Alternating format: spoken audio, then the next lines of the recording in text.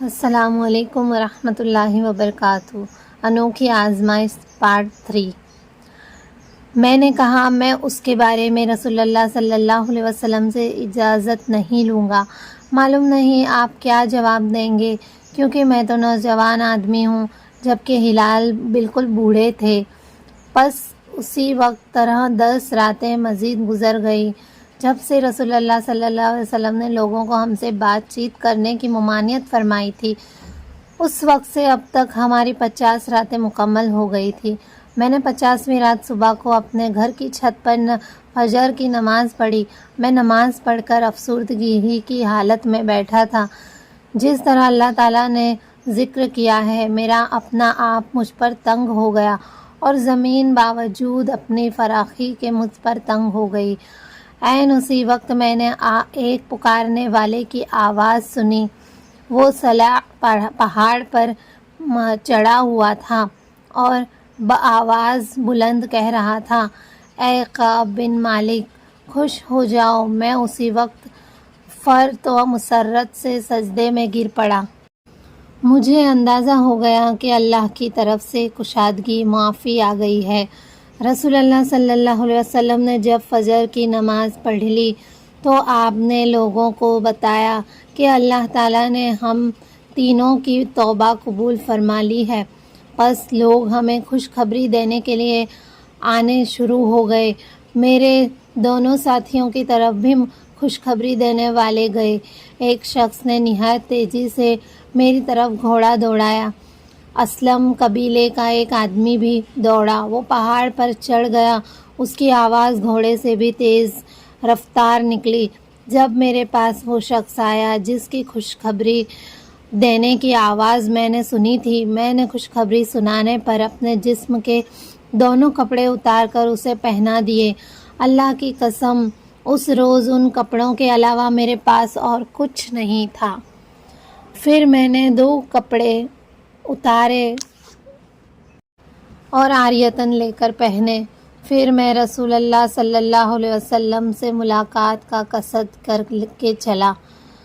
راستے میں لوگ مجھ کو گروہ در گروہ ملتے اور قبول توبہ کی مبارکباد دیتے رہے۔ وہ مجھ سے کہتے، تمہیں مبارک ہو کہ اللہ نے تمہاری توبہ قبول فرما لی ہے، حتیٰ کہ میں مسجد نبوی میں داخل ہو گیا۔ رسول اللہ صلی اللہ علیہ وسلم تشریف فرما تھے اور لوگ آپ کے گرد جمع تھے۔ طلحہ بن عبداللہ رضی اللہ عنہ لپک کر اٹھے، مجھ سے مصافحہ کیا اور مبارکباد پیش کی۔ اللہ کی قسم، مہاجرین میں سے ان کے علاوہ کوئی اور کھڑا نہ ہوا۔ میں طلحہ کی اس بات کو کبھی فراموش نہ کر سکا۔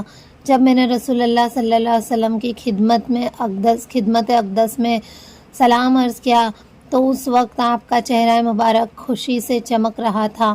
آپ صلی اللہ علیہ وسلم نے مجھ سے فرمایا، تمہیں یہ دن مبارک ہو جب سے تمہاری ماں نے جنا ہے۔ تمہارے لیے آج کا دن سب سے بہترین ہے۔ میں نے پوچھا، یا رسول اللہ صلی اللہ علیہ وسلم، یہ خوشخبری آپ کی طرف سے ہے یا اللہ کی طرف سے؟ آپ نے فرمایا، اللہ کی طرف سے ہے۔ رسول اللہ صلی اللہ علیہ وسلم جب خوش ہوتے تھے تو آپ کا چہرہ اس طرح چمک اٹھتا تھا گویا چاند کا ٹکڑا ہے۔ سبحان اللہ۔ اس طرح ہم آپ کی خوشی پہچان لیتے تھے۔ جب میں آپ کے سامنے بیٹھ گیا تو عرض کیا، یا رسول اللہ صلی اللہ علیہ وسلم، میری توبہ کا یہ جز ہے کہ میں اپنا سارا مال اللہ اور اس کے رسول صلی اللہ علیہ وسلم کے راستے میں صدقہ کر دوں۔ آپ صلی اللہ علیہ وسلم نے فرمایا، اپنا کچھ مال اپنے لیے بھی رکھ لو، یہ تمہارے لیے بہتر ہے۔ میں نے کہا، بہت اچھا، میں اپنا وہ حصہ رکھ لیتا ہوں جو خیبر میں ہے۔ میں نے یہ بھی عرض کیا، اے رسول اللہ صلی اللہ علیہ وسلم، اللہ تعالیٰ نے مجھے یہ نجات سچائی کی بدولت عطا فرمائی ہے، اس لیے یہ بھی میری توبہ ہی کا ایک حصہ ہے کہ میں عہد کرتا ہوں جب تک میری زندگی ہے ہمیشہ سچ بولوں گا۔ اللہ کی قسم، جب سے میں نے رسول اللہ صلی اللہ علیہ وسلم سے یہ عہد صدق کیا، میں نہیں جانتا کہ کسی پر اللہ تعالیٰ نے سچ بولنے کے صلے میں اس سے بہتر انعام فرمایا ہو جس سے مجھے نوازا گیا۔ اللہ کی قسم، جب سے رسول اللہ صلی اللہ علیہ وسلم کے روبرو یہ عہد کیا گیا ہے، آج تک میں نے جھوٹ نہیں بولا۔ امید ہے کہ باقی زندگی میں بھی اللہ تعالیٰ مجھ سے محفوظ رکھے گا۔ ہمارے بارے میں یہ آیت نازل ہوئی۔ لَقَدْ تَابَ اللَّهُ عَلَى النَّبِيِّ وَالْمُهَاجِرِينَ وَالْأَنصَارِ الَّذِينَ اتَّبَعُوهُ فِي سَاعَةِ الْعُسْرَةِ مِن بَعْدِ مَا كَادَ يَزِيغُ قُلُوبُ فَرِيقٍ مِّنْهُمْ ثُمَّ تَابَ عَلَيْهِمْ إِنَّهُ بِهِمْ رَءُوفٌ رَحِيمٌ وَعَلَى الثَّلَاثَةِ الَّذِينَ خُلِّفُوا حَتَّى إِذَا ضَاقَتْ عَلَيْهِمُ الْأَرْضُ بِمَا رَحُوبَتْ وَضَاقَتْ عَلَيْهِمْ أَنفُسُهُمْ وَظَنُّوا أَن لَّا مَلْجَأَ مِنَ اللَّهِ إِلَّا إِلَيْهِ ثُمَّ تَابَ عَلَيْهِمْ لِيَتُوبُوا إِنَّ اللَّهَ هُوَ التَّوَّابُ الرَّحِيمُ۔ يَا أَيُّهَا الَّذِينَ آمَنُوا اتَّقُوا اللَّهَ وَكُونُوا مَعَ الصَّادِقِينَ۔ یقیناً اللہ نے نبی اور ان مہاجرین و انصار پر مہربانی فرمائی جنہوں نے تنگی کی گھڑی میں آپ کی پیروی کی، اور یہ آیت سورہ توبہ کی ہے۔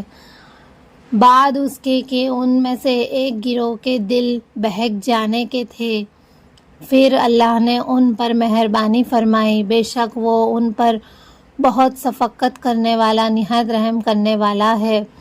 اور ان 3 شخص کے حال پر بھی رجوع فرمایا جن کا معاملہ ملتوی کیا گیا تھا، یہاں تک کہ جب زمین اپنی فراخی کے باوجود ان پر تنگ ہونے لگی اور خود اپنی جان سے تنگ آ گئے اور یقین کر لیا کہ اللہ سے کہیں پناہ نہیں مل سکتی بجز اس کے کہ اس کی طرف رجوع کیا جائے، پھر اس اللہ نے ان کے حال پر توجہ فرمائی تاکہ وہ آئندہ بھی توبہ کر سکے۔ یقیناً اللہ تعالیٰ بہت توبہ قبول کرنے والا ہے، بہت زیادہ رحم کرنے والا ہے۔ اے ایمان والو، اللہ سے ڈرو اور سچ بولنے والوں کے ساتھ ہو جاؤ۔ یہ اس آیت کا ترجمہ تھا۔ اللہ کی قسم، جب سے اللہ تعالیٰ نے مجھے اسلام سے نوازا، اس کے بعد اللہ نے مجھ پر جو انعامات فرمائے ان میں سب سے بڑا انعام یہ ہے کہ میں نے رسول اللہ صلی اللہ علیہ وسلم کے سامنے سچ بولا۔ اگر میں بھی جھوٹ بول دیتا تو اسی طرح ہلاک ہو جاتا جس طرح دوسرے جھوٹ بولنے والے ہلاک ہوئے، اس لیے کہ اللہ تعالیٰ نے جب وحی نازل فرمائی، جھوٹ بولنے والوں کو جس طرح برا بھلا کہا اس طرح کسی کو بھی نہیں کہا۔ چنانچہ اللہ تعالیٰ نے ان کے متعلق فرمایا، سَيَحْلِفُونَ بِاللَّهِ لَكُمْ إِذَا قَلَبْتُمْ إِلَيْهِمْ لِتُعْرِضُوا عَنْهُمْ فَأَعْرِضُوا عَنْهُمْ إِنَّهُمْ رِجْسٌ وَمَأْوَاهُمْ جَهَنَّمُ جَزَاءً بِمَا كَانُوا يَكْسِبُونَ يَحْلِفُونَ لَكُمْ لِتَرْضُوا عَنْهُمْ فَإِنْ تَرْضُوا عَنْهُمْ فَإِنَّ اللَّهَ لَا يَرْضَىٰ عَنِ الْقَوْمِ الْفَاسِقِينَ۔ ترجمہ: ان قریب وہ تمہارے لیے اللہ کی قسم کھائیں گے جب تم ان کے طرف پلٹو گے تاکہ تم ان سے درگزر کرو، چنانچہ تم ان سے درگزر ہی کرو۔ بلا شبہ وہ ناپاک ہے اور ان کا ٹھکانہ جہنم ہے۔ ان کے بدلے میں جو وہ کماتے رہے وہ تمہارے لیے قسم کھائیں گے تاکہ تم ان سے راضی ہو جاؤ، سو اگر تم ان سے راضی ہو جاؤ گے تو بھی اللہ ان لوگوں سے راضی نہیں ہوتا جو نافرمانی کرتے ہیں۔ ہم تینوں کا معاملہ ان لوگوں سے ملتوی کیا گیا جن کی جھوٹی قسموں کو رسول اللہ صلی اللہ علیہ وسلم نے لا علمی کی وجہ سے قبول فرما لیا تھا اور ان سے بیعت لی اور ان کے لیے مغفرت کی دعا بھی فرمائی، اور ہمارے معاملے کو رسول اللہ صلی اللہ علیہ وسلم نے مؤخر فرمایا، یہاں تک کہ حتیٰ کہ اللہ تعالیٰ نے ان آیات میں سے اس کا فیصلہ فرمایا۔ اللہ تعالیٰ کا ارشاد ہے، میں ترجمہ کر دیتی ہوں، اور ان 3 شخصوں پر رجوع فرمایا جن کا معاملہ ملتوی کیا گیا تھا، یہاں تک کہ جب زمین اپنی فراخی کے باوجود ان پر تنگ اور ان پر ان کی جانیں تنگ آ گئی اور انہوں نے یقین کر لیا کہ اللہ اللہ سے کہیں پناہ نہیں مل سکتی بجز اس کے کہ اسی کی طرف رجوع کیا جائے۔ پھر اس نے ان کی حال پر توجہ فرمائی تاکہ وہ آئندہ توبہ کر سکے۔ بے شک اللہ تعالیٰ خوب توبہ قبول کرنے والا، خوب رحم فرمانے والا ہے۔ یہ جو پیچھے رکھے جانے کا ذکر ہے تو اس سے مراد ہمارا غزوے سے پیچھے رہنا نہیں، بلکہ اس کا مطلب ہمیں چھوڑ دینا اور ہمارے معاملے کو ان لوگوں کے معاملے سے مؤخر کر دینا ہے جنہوں نے آپ کے سامنے حلف اٹھایا اور عذر پیش کیا، جس سے آپ نے ان کی طرف سے قبول فرمایا۔ تو دوستوں، یہ تھی ہماری آج کی کہانی۔ اس میں جو آیتیں آئی ہیں وہ سورہ توبہ سے ساری آیت ہے، الگ الگ جگہ سے۔ بہت زیادہ سوچ ہمارے ارادوں کو کمزور کر دیتی ہے۔ نیکی کا ارادہ کریں تو فوراً کود پڑیں، کیونکہ شیطان ہماری نیکیوں کو اچک لیتا ہے۔ بعض دفعہ ہمارے پاس نیکی کا موقع ہوتا ہے، ہم نیکی کے موقعوں کو کھو دیتے ہیں۔ حضرت کعب اور باقی ساتھی چلے بھی جاتے تو کوئی فرق نہیں پڑتا، کیونکہ وہاں جنگ ہوئی نہیں تھی اور ان کی ضرورت وہاں کوئی پڑی نہیں۔ سب کچھ ہوا، پھر بھی اللہ کے نبی نے یہ نہیں کہا کہ اچھا ہی ہوا کہ تم نہیں آئے، فرق کوئی نہیں پڑا۔ اگر آپ آ جاتے تو ہمیں ہی مشکل پڑتی، آپ کی سواری کا انتظام، روٹی کا انتظام ہمیں ہی کرنا پڑتا۔ بات یہی نہیں ہے، بات یہ ہے کہ سن کے اٹھا کون؟ میرا کچھ کرنا، میرے کچھ لینے، میرے کچھ دینے، میرے کچھ کام کرنے سے کسی کو فرق پڑا نہیں، مجھے ضرور پڑنا چاہیے۔ آج کے بعد یہ کبھی نہ سوچیں کہ میں کر رہی ہوں اس سے کیا فرق پڑے گا۔ نیکیوں میں آگے بڑھنا ہے۔ پیسے کی وجہ سے غربت نہیں ہوتی۔ ہمارا ایمان زیادہ ہے، ہم امیر ہیں، اور ہمارا ایمان تھوڑا ہے تو ہم غریب ہیں۔ آپ کے پاس لاکھوں پڑا ہو، اس سے آپ کچھ نکالیں گے تو کیا فرق پڑے گا؟ اللہ پاک ہمارے ساتھ اسی طرح معاملہ کرتا ہے۔ کبھی کبھی ہم اوور کانفیڈنس ہو جاتے ہیں اور چلے بعد میں کر لیں گے، لیکن قیامت کے دن بہت سے لوگ ایسے ہوں گے جنہوں نے نیکی کے کال پہلے سے ہی لگایا ہوا تھا، وہ نیکیاں کر چکے ہوں گے جو پہلے سے انتظار میں ہوتے ہیں۔ نیکی جیسی ایکسپینسو چیز اللہ اتنے آرام سے نہیں دیتا، کیونکہ اس پہ جنت ہے، جنت کا وعدہ ہے۔ اللہ کے نبی کو اپنے صحابہ سے بہت محبت تھی، اس لیے انہوں نے انتظار کیا اور ایک بات کی، ہمیشہ سچ بولیے۔ جھوٹ بولتے ٹائم انسان گھبرا جاتا ہے۔ جھوٹ کے بہت سے نقصان ہیں۔ اللہ کے نبی جیسا ٹرینر کوئی نہیں ہے، اس لیے تو کعب بن مالک اس غسان کے بادشاہ کے پاس نہیں گئے۔ انہیں ایمان نے ان کا جو ایمان تھا اس نے انہیں جانے نہیں دیا۔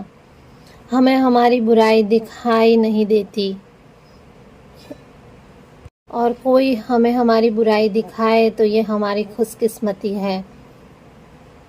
گناہ کا گلٹ ہوتا ہے، اللہ سے باتیں کرے، اپنے گناہوں پہ شرمندہ ہونا سیکھیں۔ اللہ سے باتیں کرنے سے بہت فائدہ ہوتا ہے، ہمارا دل ہلکا رہتا ہے اور اللہ بھی ہمارے ساتھ ہوتا ہے، ہمیشہ یہی دل کو سکون ملتا ہے۔ تو اس لیے آج سے ہی دوستوں، اگر آپ اللہ سے باتیں نہیں کرتے تو شروع کر دیں اللہ سے باتیں کرنا۔ یہ ایک بہت اچھی ہیبٹ ہے جو میں بھی کرتی ہوں۔ چلیے تو پھر السلام علیکم ورحمۃ اللہ وبرکاتہ۔ اللہ حافظ۔